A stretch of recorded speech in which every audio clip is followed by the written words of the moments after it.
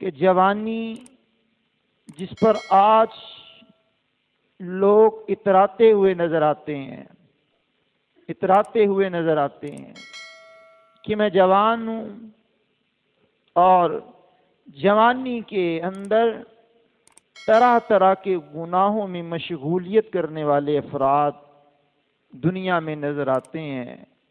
اس جوانی کو برباد کرتے ہوئے لوگ نظر آتے ہیں۔ جوانی کے ماہ و سال جو ایک بندے کا گولڈن پیریڈ ہوتا ہے، اس کو بیکار چیزوں کے اندر ضائع کرتے ہوئے نظر آتے ہیں۔ آپ جانتے ہیں جوانی میں خواہشات کا طوفان عروج پر ہوتا ہے اور خواہشات نفسانی کا غلبہ ہوتا ہے۔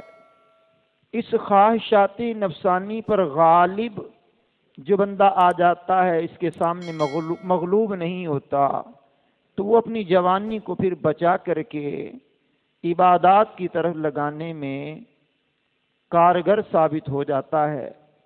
اس جوانی کے اندر گناہوں سے بچنا ناممکن تو نہیں ہوتا، لیکن مشکل ضرور ہوتا ہے۔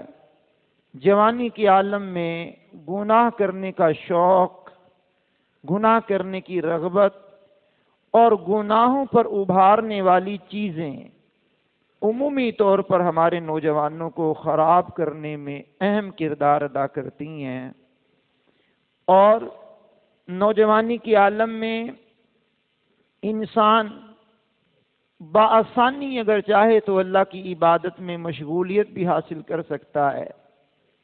آزاد سلامت ہوتے ہیں، لڑکپن سے جوانی میں بندہ منتقل ہوا ہوتا ہے، اور پھر یہ جوانی ایک ایسی چیز ہے کہ جس کے بارے میں حضور نبی کریم علیہ السلام کا یہ ارشاد ہے، فرمایا جوانی کو بڑھاپے سے پہلے غنیمت جانو۔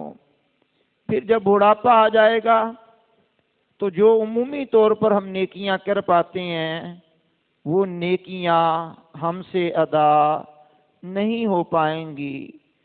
جو لوگ کھڑے ہو کر کے نماز جوانی میں پڑھتے ہیں، پھر جناب والا بڑھاپے کے اندر آ کر کے کمر جھکنے لگ جاتی ہے، بینائی کمزور ہونے لگتی ہے، کانوں کی سماعت کم ہونے لگتی ہے، اور بڑھاپے کے اندر کئی بیماریاں جسم کو آ کر کے گھیر لیتی ہیں، اور پھر بڑھاپے کے اندر بندہ کچھ کرنا بھی چاہتا ہے تو وہ کر بھی نہیں سکتا۔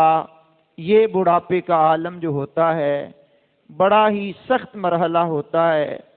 فی زمانہ آپ دیکھیں، جس بندے نے جوانی گزار کر کے بڑھاپے میں قدم رکھا ہے اور بڑھاپے کے اندر آ کر کے وہ سارے معاملات میں دشواری محسوس کرتا ہے۔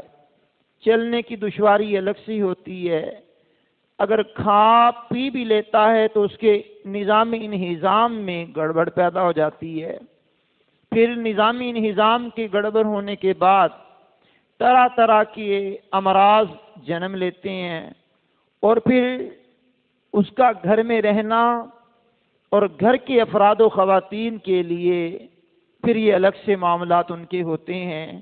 تو اس لیے کریم آقا علیہ السلام نے فرمایا جوانی کو بڑھاپے سے پہلے غنیمت جانو، اور جب بڑھاپا آ کر کے دامنگیر ہو جاتا ہے تو کئی مشکلات سے بندے کو گزرنا پڑتا ہے۔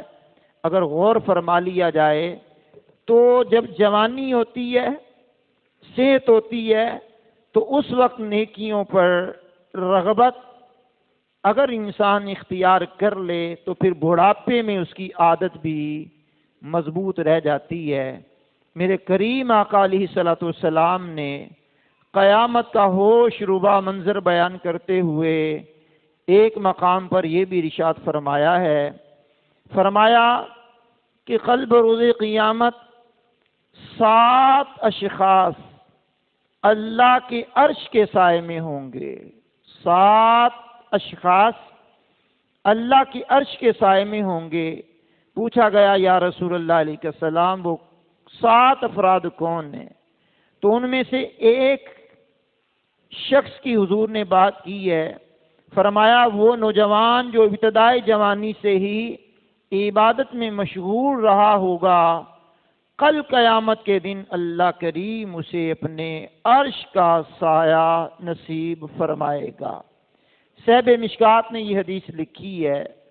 آپ غور فرما لیں کہ جب اللہ کے عرش کے علاوہ کوئی سایہ نہیں، مالک لم یزل کے حضور، یہ نوجوان جس نے اپنی جوانی کو عبادت میں گزارا، ریاضت میں گزارا، ذکر و اذکار میں گزارا، تلاوت و نعت میں گزارا، مسجد کی زینت بنتا رہا، اللہ کے حضور سجدے کرتا رہا، نوافل کی کثرت کرتا رہا، اللہ کی راہ میں صدقہ و خیرات کر کے مالک کو راضی کرتا رہا، اپنے وقت کو برباد ہونے سے بچاتا رہا، اور اپنے وقت کو قیمتی بناتے ہوئے جوانی کے ایام کو اللہ کی رضا کی خاطر، رسول اللہ کی رضا کی خاطر گزارتا رہا، فرمایا قیامت کے دن اسے عرش کا سایہ نصیب ہو جائے گا۔ اللہ اکبر۔ برعکس اس کے جس نے اپنی جوانی کو ضائع کیا اور جوانی کو فضول کاموں میں گزارا۔ آپ آج غور فرما لیں کہ جوانی کے عالم میں جو لوگ آج موبائل کی جان ہی نہیں چھوڑتے، دن رات موبائل کی مصروفیت میں مستغرق رہتے ہیں، سمجھانے کے باوجود بھی باز نہیں آتے، اپنا مال بے دریغ خرچ کرتے ہوئے نظر آتے ہیں۔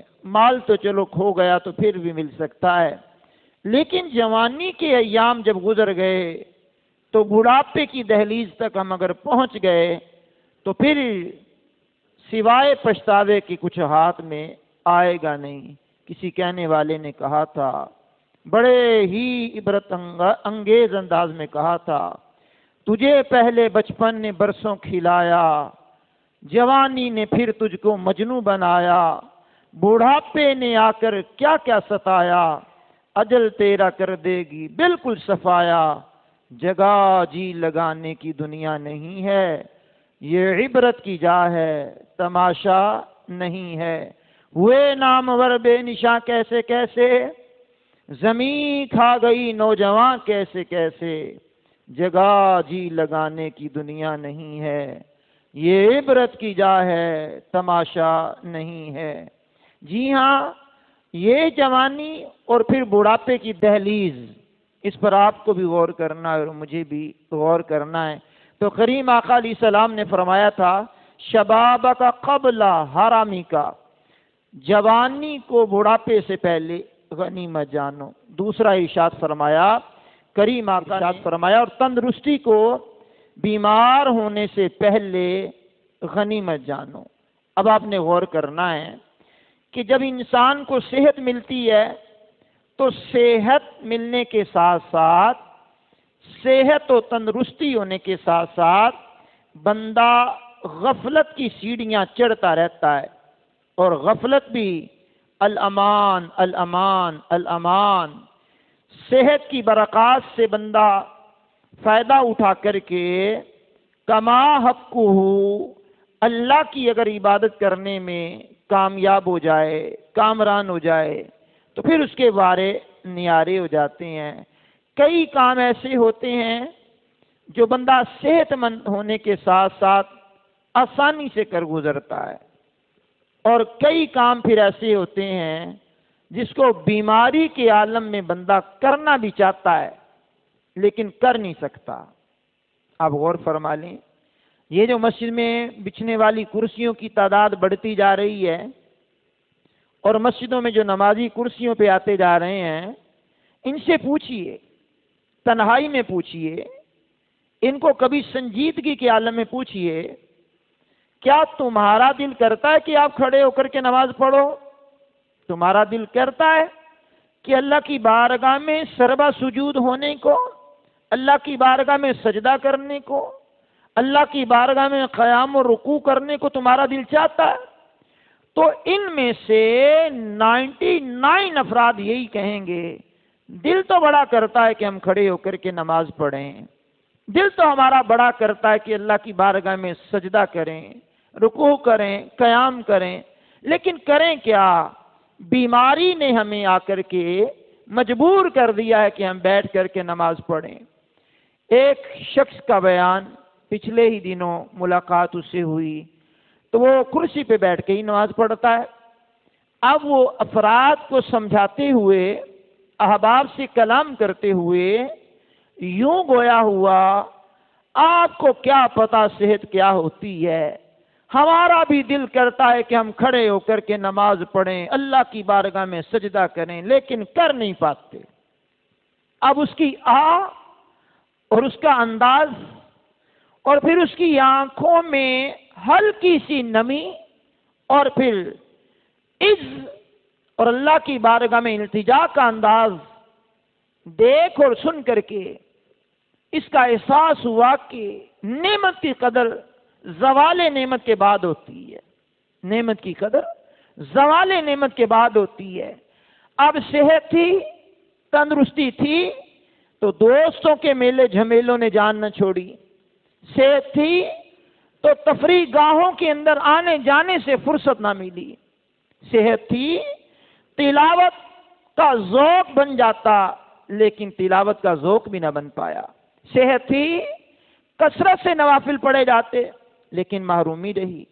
صحت تھی کہ آ کر کے مسجد میں بندہ بیٹھتا، اعتکاف کی حالت میں بیٹھ جاتا، جتنے سانس مسجد میں لیتا اس کو اتنے سانس لینے کی نیکیاں اللہ کی بارگاہ سے مل جاتی، لیکن صحت، کیونکہ صحت تھی، اور اس کو کیا پتا کہ بیماری نے بھی آن لینا ہے، اور بیماری بھی ایسی گلے پڑ گئی۔ کئیوں کو بیماری ہو جاتی ہے کہ جس کو ہم کہتے ہیں دمے کا مرض ہو جانا۔ اب دمے کے مرض والے سے پوچھئے کہ یہ سردی کے ایام کتنے اس کے لیے دشوار گزار ہوتے ہیں، اور جن کو جوڑوں کا درد ہوتا ہے، اب پھر ان سے پوچھئے کہ یہ سردی کے ایام ان کے لیے کیا ہیں۔ Sugar, blood pressure, heart problem, یہ تو عام سے مرض ہو گئے نا۔ تو وہ تکلیف دہ مرض جن سے بندے کی جان نکلتی ہے، ریڑھ کی ہڈی کا درد ہو جائے تو بندے کو اٹھنے کے قابل نہیں چھوڑتا۔ اب وہ امراض کہ جو جان لیوا ثابت ہو سکتے ہیں، وہ ایسے امراض اگر آ گئے تو پھر صحت کو ہم یاد کریں گے کہ صحت اچھی تھی، صحت اچھی تھی، صحت کے اندر ہم اپنے رب کو راضی کرنے میں کامیاب ہو جاتے۔ لیکن کریں کیا جناب، کریں کیا؟ حالات تو ہمارے یہ ہیں کہ ہم اپنی صحت سے فائدہ بھی نہیں اٹھا پاتے۔ اب صحت ہوتی ہے تو بندہ روزے بھی رکھتا ہے، صحت ہوتی ہے تو بندہ حج و عمرے میں بھی وہ کمال کی سعادتیں حاصل کر لیتا ہے۔ بیماری کے اندر پھر حج کیا، عمرہ کیا، پھر اس کے ارکان کیا، بے شمار چیزیں ایسی ہوتی ہیں کہ جو بندہ کرنا چاہتا ہے لیکن کر نہیں پاتا۔ تو اسی لیے میرے کریم آقا علیہ الصلوۃ والسلام نے ارشاد فرمایا ہے، فرمایا تندرستی کو بیماری سے پہلے غنیمت جانو، صحت مندی کو، تندرستی کو بیمار ہونے سے پہلے غنیمت جان لو۔ اب جب بیماری آ گئی، اب وہ بوڑھے جو گھروں میں کھانسی کرتے ہوئے نوجوان اولاد کو ایک نظر نہیں بھاتے، ان کے منہ سے نکلنے والی بلغم جو گھر والوں کو اذیت دیتی ہے، ان کے جناب والا بیڈ پر کیے جانے والے پخانہ پیشاب کو گو کے پیمپر بڑے سائز کے بھی آ گئے، سنبھالنے والیاں بھی آ گئیں، اور گھروں میں ماسیاں بھی رکھی ہوتی ہیں، اور گھروں میں نوکر چاکر بھی ہوتے ہیں، لیکن اس کے باوجود بھی وہ بیماری کے عالم میں جو تنہائی ہوتی ہے بندے کی، وہ جان لیوا ہوتی ہے۔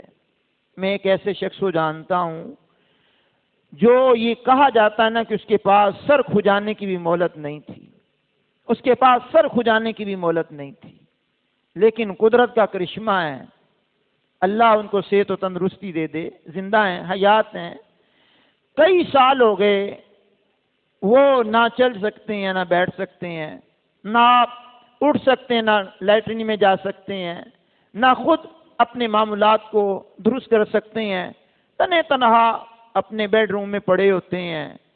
اور ہاں جو ان کی مصروفیت ہے، ان کو اٹھا کر کے گاڑی میں رکھ لیا جاتا ہے، پھر گاڑی سے اتار لیا جاتا ہے، پھر بیڈ پہ بٹھا دیا جاتا ہے، پھر چیئر پہ بٹھا دیا جاتا ہے. تو اس طرح کے معاملات کو وہ فیس کر رہے ہیں. تو لیکن جوانی کے بعد، صحت کے بعد یہ بیماری کا آ جانا بڑا آزمائش دہ مرحلہ ہوتا ہے. تو میرے کریم آقا نے ایک شخص کو سمجھاتے ہوئے تیسری بات ارشاد فرمائی ہے. فرمایا وَغِنَاكَ قَبْلَ فَقْرِكَ وَغِنَاكَ قَبْلَ فَقْرِكَ. کہا مالداری کو تنگ دستی سے پہلے غنیمت جانو. مال ہے، اللہ نے رزق کی فراوانی دی ہے، اللہ نے وہ کچھ عطا کیا ہے جو ہمیں مل گیا. اب مالک کائنات کے حضور وہ مالدار ہونے کے ساتھ ساتھ، کھلا مکان ہونے کے ساتھ ساتھ، کوٹھی ہونے کے ساتھ ساتھ، بنگلہ ہونے کے ساتھ ساتھ، کاروبار اچھا ہونے کے ساتھ ساتھ، مارکیٹ کے اندر اچھا نام پیدا ہو گیا، اچھی شاپ بن گئی، گودام بن گئے، ملیں بن گئی، فیکٹریاں بن گئی، کارخانے بن گئے، نوکر ملازم چاکر نوکر چاکر آ گئے، گھروں میں کام کرنے والیاں کام کرنے والے آ گئے. اب تو مالداری ہے. اللہ کی راہ میں دیجئے، اللہ کی راہ میں خرچ کیجئے، اللہ کی راہ میں خیرات کیجئے، صدقہ دیجئے، مسجد بنائیے، مدرسہ بنائیے، کوئی ایسا نیک کام کر جائیے کہ اس سے پہلے کہ فقر و فاقہ آ جائے. مال اپنی جگہ بنا لیتا ہے. ہمارے بزرگوں نے کہا ہے پانی اور پیسہ اپنی جگہ خود بنا لیتا ہے. پانی آتا ہے اپنی جگہ بنا لیتا ہے، پیسہ آتا ہے اپنی جگہ بنا لیتا ہے. تو اگر آج مالدار ہیں، اللہ نے خوشحالی دی ہوئی ہے، رزق کی فراوانی دی ہوئی ہے، تو اس سے فائدہ اٹھائیے، اس سے فائدہ اٹھائیے، اس سے پہلے کہ فقر و فاقے کی زندگی گزارنی پڑ جائے، فقر و فاقے کے اندر بندہ آ جائے. تو مال جن کے پاس ہے وہ بہت ساری نیکیاں کر سکتے ہیں. سورہ بقرہ کی آیت نمبر 261 میرے سامنے ہے. مالک فرماتا ہے مثل الذین ينفقون اموالهم فی سبیل اللہ کمثل حبۃ انبتت سبع سنابل فی کل سنبلۃ 100 حبۃ واللہ یضاعف لمن یشاء. مالک نے فرمایا ارشاد خداوندی ان کی کہاوت جو اپنے مال اللہ کی راہ میں خیرات کرتے ہیں، دیتے ہیں، ان کی مثال ان 7 بالوں کی طرح ہے جس ہر بال نے 100 دانے اگائے اور اس سے بھی زیادہ اللہ بڑھائے جس کے لیے چاہے. یعنی ایک دانہ زمین میں پھینکا، اس ایک دانے نے 7 بالیاں اگائیں، ہر بال میں 100 دانے. اللہ چاہے تو اس سے بھی زیادہ بڑھائے جس کے لیے چاہے. تو یہ کسان جو ہوتے ہیں زمین میں بیج ڈالتے ہیں تو پھر ننھی سی کومپل نکلتی ہے، پھر اس ایک بال پر 7 بالیاں لگ جاتی ہیں، پھر وہ 7 بالیاں 100 دانے، بلکہ اللہ اس سے بھی چاہے تو بڑھا دے.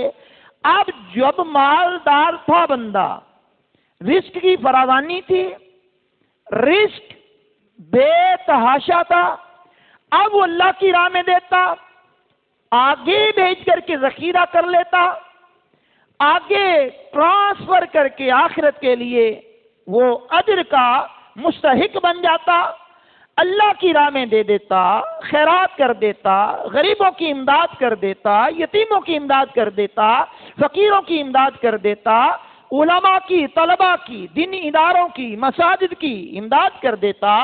تو یہ مال اس کا اللہ اپنی بارگاہ میں قبول کر کے ذخیرہ آخرت بنا لیتا. لیکن جب مال ہوتا ہے بندے کے پاس، اس کے چلنے کا انداز بھی بدل جاتا ہے، اس کا ہاتھ ملانے کا انداز بھی بدل جاتا ہے، اس کا گلے ملنے کا انداز بھی بدل جاتا ہے، اس کا پکارنے کا انداز بھی بدل جاتا ہے، اس کا جناب والا کسی جگہ پر آنا، بیٹھنا، اٹھنا، چلنا، پھرنا، تمام تر اس کے انداز بدل جاتے ہیں.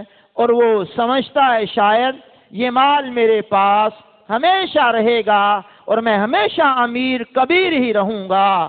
نہ میرے بھائی، اتنا مغرور نہ بن، سامنے تاریخ بھی رکھ، بانٹنے والا بھی خیرات پہ آ سکتا ہے۔ جو بانٹا کرتے تھے وہ بھی فقیر بن کر کے مانگنے والے نظر آتے ہیں۔ جن کی کل بہت بڑی بڑی فیکٹریاں تھیں وہ مزدوری کرتے ہوئے بھی نظر آتے ہیں۔ جن کے بہت بڑے بڑے کوٹھی بنگلے تھے آج وہ کرائے کے مکانوں پر بھی دھکے کھاتے ہوئے نظر آتے ہیں۔ جن کی مارکیٹوں میں کئی کئی دکانیں تھیں آج وہ روڈ پر آئے ہوئے بھی نظر آتے ہیں۔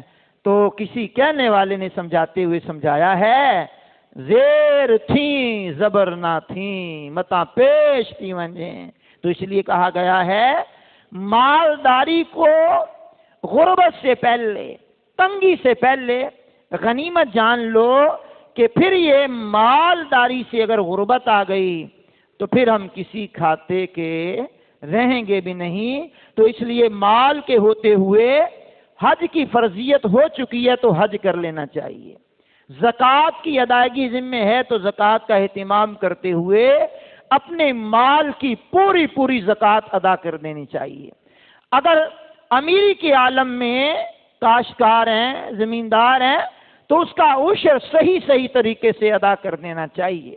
صرف گندم کا ہی عشر نہیں ہوتا، سبزیوں کا بھی عشر ہوتا ہے، کپاس کا بھی عشر ہوتا ہے، چاول کا بھی عشر ہوتا ہے، پھلوں کا بھی عشر ہوتا ہے۔ تو یہ تمام تر جو چیزیں ہیں اگر یہ ان کا عشر بنتا ہے تو اس کو دینا چاہیے، تاکہ بندہ اپنے رب کے بارگاہ میں، اپنے رب کی بارگاہ میں سرخ روئی حاصل کرنے میں کامیاب ہو جائے۔ تو جب بندے کے پاس مال ہوتا ہے تو مال کی موجودگی بھی اس کو اللہ کی بارگاہ میں جھکنے سے رکاوٹ پیدا کرتی ہے، لیکن جنہیں اللہ بچا لے۔ مال کی وجہ سے بھی بندے بہت سارے اللہ کی نافرمانیوں کے کام کرنے والے بن جاتے ہیں۔ ان سے کہا جائے مال کا اسراف نہ کرو، کہا اللہ نے دیا ہی اتنا ہے، کوئی مسئلہ نہیں ہے، اللہ نے بہت دیا ہے، اور بھائی یہ مال کا ضیاع ہے، اسراف ہے، بچو اس سے۔ کہا نہیں نہیں کوئی بات نہیں، ہم کوئی غریب تھوڑی ہیں، فقیر تھوڑی ہیں۔ تو بھائی فقیری اور غریبی کہہ کر کے نہیں آتی، یہ جب آتی ہے تو راتوں رات بندہ فیکٹریوں کا مالک روڈ پہ آ جاتا ہے۔ ترکیہ کے اندر زلزلہ آیا، چند ماہ کیا 2-4 سال پہلے کی بات لگا لیں، زلزلہ جب آیا تو راتوں رات لوگ روڈ پر آ گئے، فیکٹریوں کے مالک، ورکشاپوں کے مالک روڈ پہ آ گئے، مالداری سے غربت میں آ گئے، اپنے بیڈ روموں میں آرام کرنے والے لوگ کسی کی رضائی اور کمبل کے بھی محتاج ہو کر کے سامنے آ گئے، اور ٹھٹکتی ہوئی سردی کے ایام تھے وہ، لیکن سردی سے بچاؤ کے لیے خیمے تک ان کو میسر نہ آئے۔ تو فرمایا گیا ہے مالداری کو تنگ دستی سے پہلے غنیمت جانو، غنیمت جانتے ہوئے اللہ کی راہ میں مال کو خرچ کرنا شروع کر دو، نہیں تو مالک کائنات کے حضور پھر پچھتاوے کے علاوہ کچھ بھی ہاتھ میں آئے گا نہیں۔ اگر غور کر لیا جائے تو مالدار بندہ، سارے مالدار ایک جیسے نہیں ہوتے، رحم دل بھی بڑے ہوتے ہیں، لیکن مالدار بندے کے اندر غرور، تکبر بہت زیادہ بھرا ہوا ہوتا ہے۔ حالانکہ ہونا تو یہ چاہیے کہ جتنا اللہ نے نوازا ہے اتنا اس کی بارگاہ میں جھک جاتا، اتنا اللہ کی بارگاہ میں آ جاتا، اتنا اس کی بارگاہ میں آ کر کے اس کا شکر ادا کرتا کہ مالک یہ فٹ پاتھ پہ لیٹے ہوئے بھی تو بندے ہیں، ان کی بھی تو 2 آنکھیں ہیں، 2 ہاتھ ہیں، 2 کان ہیں، 2 پاؤں ہیں، 1 زبان ہے، دماغ ہے، ہر کچھ ان کے پاس تو ہے، لیکن یہ فٹ پاتھ پہ لیٹے ہیں اور تو نے مجھے گاڑیوں میں بٹھایا ہے، اعلیٰ سے اعلیٰ گاڑیوں میں تو نے مجھے بٹھایا ہے، اعلیٰ سے اعلیٰ مجھے کمرے اور بیڈ روم، اعلیٰ سے اعلیٰ میری کوٹھی ہے، بنگلہ ہے، تو میں بھی انسان ہوں، یہ بھی انسان ہے، یہ بھی تیرے بندے، میں بھی تیرا بندہ ہوں، لیکن مالک کے آگے جھک جاتا، مالک کے آگے جب انہیں نیاز جھکا دیتا تو مالک کائنات اسے بلندیوں سے نواز دیتا۔ مالک کائنات کے حضور ڈاکٹر اقبال نے کیا ہی حسین انداز میں عرض کیا ہے، کہا بندہ خدا مٹا دے اپنی ہستی کو، اگر کچھ مرتبہ چاہے کہ دانا خاک میں مل کر گلے گلزار ہوتا ہے۔ تو جو اپنی ہستی کو مٹاتا ہے پھر مالک اسے بلندیاں عطا فرماتا ہے۔ تو میرے کریم آقا رحیم آقا علیہ السلام کی میں حدیث پڑھ رہا ہوں، میرے کریم آقا نے 5 باتیں جو ارشاد فرمائی۔ پہلی بات ارشاد فرمائی جوانی کو جناب والا بڑھاپے سے پہلے غنیمت جانو۔ دوسری بات ارشاد فرمائی تندرستی کو بیماری سے پہلے غنیمت جانو۔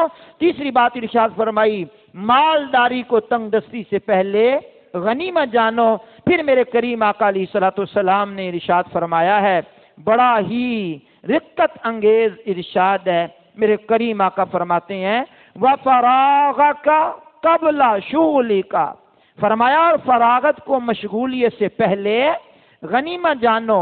تم ابھی تو فارغ ہو، ابھی تو مصروف نہیں ہو، فراغت ہے تمہارے پاس، تو اس فراغت کے اندر جو ہے اس سے پہلے کہ تمہارے معمولات میں تمہاری مصروفیت کا دائرہ کار بڑھ جائے، تمہاری مشغولیت زیادہ ہو جائے، تم بیزی زیادہ ہو جاؤ، اب تو تم ایزی ہو، تو ایزی لائف کے اندر بیزی ہونے سے پہلے کچھ اچھے کام کر لو۔ طالب علموں کی جو زندگی ہوتی ہے آپ دیکھ لیں، یہ پریپ سے لے کر کے آپ میٹرک تک دیکھ لیں، نوجوانوں کا جو وقت ہوتا ہے بے شمار وقت ان کو میسر آ جاتا ہے۔ جو اچھا خاصا پڑھنے والے ہوتے ہیں ان کو بھی وقت ملتا ہے، لیکن آپ سمجھیں کہ جو ہمارے ساتھ پریپ میں تھے، پھر پرائمری میں آئے، مڈل میں چلے گئے، میٹرک کر لی، تو ایک ہی جناب والا اسکول میں پڑھتے پڑھتے میٹرک ہو گئی، ایک ہی اسکول میں پڑھنے والے آگے ڈاکٹر بھی بنے، انجینئر بھی بنے، آگے پائلٹ بھی بنے، آگے لیکچرار بھی بنے، پروفیسر بھی بنے، آگے موٹیویشن سپیکر بھی بنے، آگے جج بھی بنے، آگے بہت بڑے عہدوں پہ پہنچ گئے، وزیر اعلیٰ تک بن گئے، وزیر اعظم تک بن گئے، صدر مملکت بن گئے۔ جناب والا وقت ان کے پاس بھی وہی تھا، وقت عام بندے کے پاس بھی وہی ہے، ڈبل 12 گھنٹے 24 گھنٹے سے زیادہ تو کسی کو وقت نہیں ملتا نا دن اور رات کے اندر، 24 گھنٹے ہی ہیں۔ یہ تو نہیں ہے کسی کے لیے 24 ہے، کسی کے لیے 22 ہے، کسی کے لیے 20 ہے، کسی کے لیے 26 ہے، یہ تو نہیں ہے نا۔ تو دن اور رات کے جو 24 گھنٹے ہیں وہ سب کے لیے یکساں ہیں، ایکول ہیں، ایک جیسے ہیں، لیکن انہی 24 گھنٹوں کے اندر آپ دیکھ لیں کہ فراغت کے معمولات کتنے ہیں ہمارے۔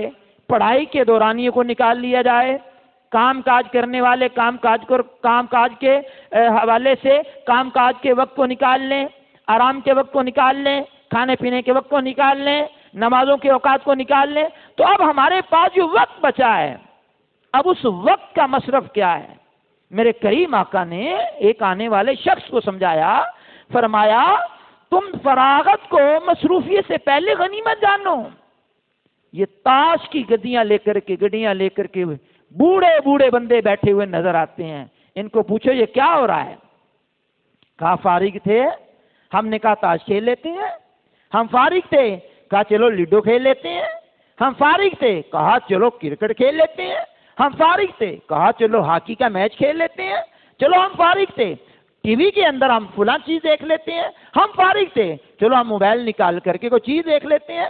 تو میرے کریم آقا فرماتے ہیں فراغت کو غنیمت جانو اس سے پہلے کہ تم میں مشغولیت ہو جائے۔ اب یہ میں بات کر رہا تھا میٹرک تک کے طالب علم کی، اب آ جائیں ایف اے کا طالب علم ہو، بی اے کا طالب علم ہو، ایم اے کا طالب علم ہو، آگے بڑھتے چلے جائیے، کوئی ڈپلوما کر رہا ہو، کوئی آگے جناب والا کوئی آگے ترقی کی منازل طے کرتے ہوئے M Phil P H D کر جائے اور بڑے بڑے ڈپلومے حاصل کر لے، ڈگریاں حاصل کر لے، لیکن وہ بھی ایک انسان تھا، ہم بھی ایک انسان ہیں، وقت اس کو بھی ملا، وقت ہمیں بھی ملا۔ وہ دنیا کے جو کامیاب ترین اشخاص ہیں، کامیاب افراد و خواتین ہیں، ان میں سے کوئی بھی ایسا نہیں ملے گا جس نے وقت کو ضائع کیا ہو۔ 5-6 خوبیاں لوگوں کی اکول ہیں، کامیاب لوگوں کی، ماہرین نے لکھی ہیں۔ کہا ان میں سے ایک یہ ہے کہ جو جتنے کامیاب لوگ ہیں انہوں نے اپنے وقت کو ضائع نہیں کیا۔ وقت ایک تلوار کی مانند ہے، تم اسے اچھے کاموں سے کاٹ لو وگرنہ یہ تمہیں کاٹ ڈالے گا۔ امام جلال الدین سیوطی شافعی 911 ہجری میں انتقال ہوا، فرماتے ہیں سورج روزانہ جب نکلتا ہے پکار کر کے کہتا ہے اے لوگو آج جو نیکی کرنی ہے کر لو، آج کا دن پھر کبھی پلٹ کر کے نہیں آئے گا۔ تو فراغت کو مصروفیت سے پہلے غنیمت جاننا ہے۔ اب فارغ وقت ملتا ہے تو ہماری مصروفیت کا دائرہ کار کچھ اور ہی ہو جاتا ہے، ہم فارغ ہونے کے بعد بھی فارغ نہیں ہوتے۔ تو اس فراغت کے لمحات کو مینٹین کرنے کے لیے، وقت کو مینیج کرنے کے لیے، وقت کو ایک ترتیب سے گزارنے کے لیے ایک فارمولہ بزرگوں نے لکھا ہے۔ کہا جو آپ کے پاس وقت ہو آپ تحریر کریں کہ میرے پاس 2 گھنٹے ہیں۔ اب اس 2 گھنٹے کے اندر کرنا کیا ہے؟ 2 گھنٹے کے اندر جناب کو کھانے کے علاوہ کام ہی کوئی نہیں۔ وہ 2 گھنٹے کھانے میں گزر گئے۔ کیا بات ہے جناب، کھانے میں تو 2 گھنٹے نہیں لگتے لیکن گزر گئے، کھانے میں 2 گھنٹے گزر گئے ہمارے۔ اللہ اکبر کبیرہ۔ وہ کھانا جو 10 15 20 منٹ میں کھایا جاتا ہے، 2 گھنٹے گزر گئے جناب کھانے کے نام سے۔ تو جناب اس 2 گھنٹے میں سے اگر 20 منٹ بھی لگا لیں کھانے کے تو بقیہ 1 گھنٹہ 20 منٹ کس کھاتے میں گئے؟ وہ تو گزر گئے۔ لیکن آپ کو بھی غور کرنا ہے اور مجھے بھی غور کرنا ہے۔ میرے کریم آقا علیہ السلام نے تیسری بات ارشاد فرمانے کے بعد چوتھی بات ارشاد فرمائی اور آخری بات حضور نے ارشاد فرمائی، وَحَيَاتَكَ قَبْلَ مَوْتِكَ۔ کہا اپنی زندگی کو موت سے پہلے پہلے غنیمت جانو۔ جب موت آ جائے گی پھر ہم ہائے ہوئے کرتے رہیں گے، پھر ہمارے ہاتھ میں آئے گا کچھ نہیں۔ جی ہاں، جی ہاں، پھر ہمارے ہاتھ میں کچھ بھی نہیں آئے گا، پھر پچھتاوے کے علاوہ کچھ بھی نہیں آئے گا۔ اب زندگی ہے، زندگی کی سانسیں چل رہی ہیں۔ جی ہاں، یہ سانس کی مالا بس ٹوٹنے والی ہے، غفلت سے مگر پھر بھی بیدار نہیں ہوتا۔ مولا مشکل کشا علی المرتضیٰ فرمایا کرتے تھے، بندہ سو رہا ہے، جب موت آئے گی جاگ اٹھے گا، پھر آنکھیں کھلیں گی، پھر نیکی کرنے کو ترسے گا لیکن کر نہیں پائے گا، نیکی کرنے کو ترسے گا کر نہیں پائے گا۔ آج نیکی کر سکتا ہے، آج گناہوں سے بچ سکتا ہے، آج قرآن کی تلاوت کر سکتا ہے، آج حدیث کو پڑھ سکتا ہے، نوافل پڑھ سکتا ہے، آج تہجد بھی پڑھ سکتا ہے، 5 نمازوں کے ساتھ ساتھ اشراق و چاش بھی پڑھ سکتا ہے، صلاۃ و عبید بھی پڑھ سکتا ہے، تحیۃ المسجد تحیۃ الوضو بھی پڑھ سکتا ہے، صلاۃ التوبہ بھی پڑھ سکتا ہے، آج پڑھ سکتا ہے، لیکن مرنے کے بعد پھر اس کے لیے ایصال ثواب اکٹھا کیا جائے گا۔ ثواب دیجئے، ایصال کرنا ہے۔ اب کوئی تو وہ جھوٹ موٹ کا ہی ثواب دے دے گا، ہم پرچی میں ہزاروں کی تعداد میں قرآن لکھے ہوئے پرچی میں پڑھتے ہیں، لیکن حقیقت میں کیا ہوگا یہ اللہ ہی بہتر جانتا ہے۔ تو کریم آقا علیہ السلام کی آج ہم نے المستدرک للحاکم کی حدیث ہم نے آج پڑھی ہے، جس کا نمبر ہے 7916۔ اللہ اکبر۔ اور اگر انٹرنیٹ پر جائیں گے تو اسی حدیث کا نمبر ہے 7846 نمبر ہے المستدرک للحاکم۔ یہ حدیث میں نبی پاک صلی اللہ علیہ وسلم نے 5 چیزوں کو 5 چیزوں سے پہلے غنیمت جاننے کے بارے میں ارشاد فرمایا، جس پر ہم نے تھوڑا سا کلام کیا۔ عرشوں کا مالک میری آپ کی حاضری کو قبول فرمائے۔ وآخر دعوانا الحمد للہ رب العالمین۔